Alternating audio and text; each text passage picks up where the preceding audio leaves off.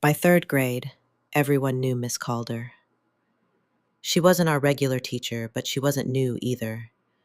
She taught PE sometimes and watched us at recess when the other teachers were busy.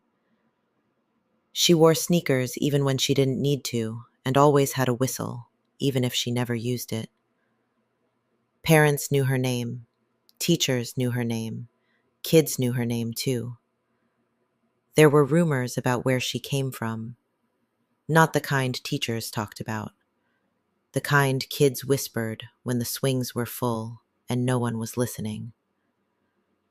Someone said her last school closed. Someone else said there was an assembly once where a principal cried. Mostly, people said kids disappeared where she used to teach.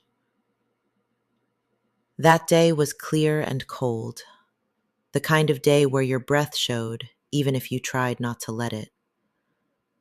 On the playground, Miss Calder lined us up and clapped her hands once. "Red light, green light," she said. We cheered. The rules were the same as always. She stood at the far end of the yard, back turned. We lined up at the fence. When she called green light, we ran. When she said red light, we froze. If she caught you moving, you went back to the start. The game started normally. Shoes slapped against pavement. Someone laughed too loud. A boy tripped and scraped his knee, but didn't cry. Green light. We ran. Red light. We stopped, but she didn't turn back around. My legs started to hurt. One foot was halfway off the ground, and I didn't want to put it down because I wasn't sure I was allowed. My hands felt buzzy, like when you sit on them too long. No one talked. Somewhere behind me, someone sniffed. The playground got quiet in a way I'd never heard before. Jan, who was right next to me, moved. It wasn't big. She didn't run. She didn't laugh. She shifted like she was about to fall and didn't want to. That's when Miss Calder slowly turned around. Actually, it was her shadow that moved first. It bent the wrong way. She smiled, and then Jan wasn't there anymore. Miss Calder turned back around. "Green light," she said. We ran because she told us to, and before she spoke again, the recess whistle blew. Later that week, Jan's desk was cleared out. Miss Calder asked if we could keep a secret. She told us not to tell our parents, and she'd bring candy. She said grown-ups got worried about the wrong things. She said secrets were like games, too, and games were only fun if you played them right. After that, Jan's name stopped getting said out loud. Her chair stayed empty for a while, then it got pushed under the desk and forgotten.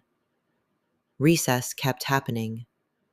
Mark, Benjamin, Danielle, all gone. When she brought up playing the game again, no one cheered this time.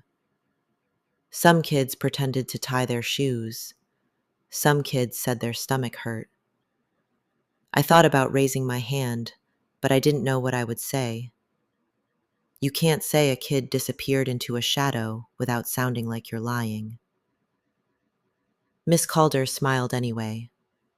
"It'll be quick," she said. "Just one round." We lined up.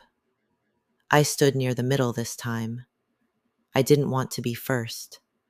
I didn't want to be last. I kept my shoes flat on the ground so I wouldn't have to balance. Green light. We ran, but not fast. Red light. We stopped.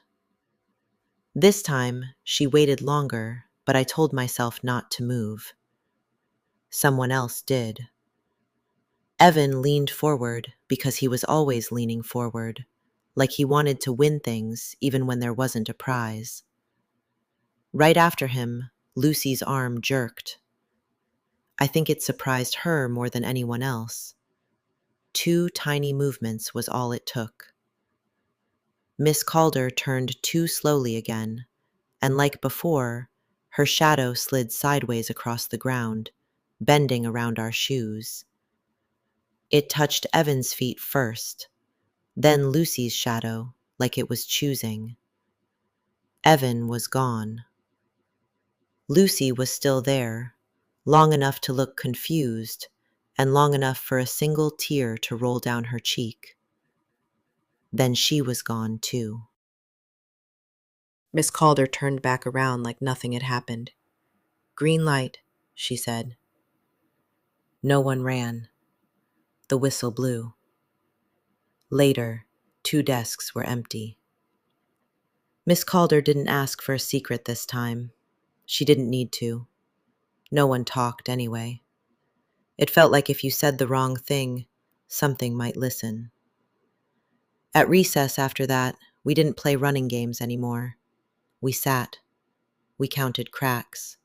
We watched the fence. Miss Calder still smiled. Sometimes I think she looks at me longer than the others, like she's waiting to see if I remember how to stop the right way.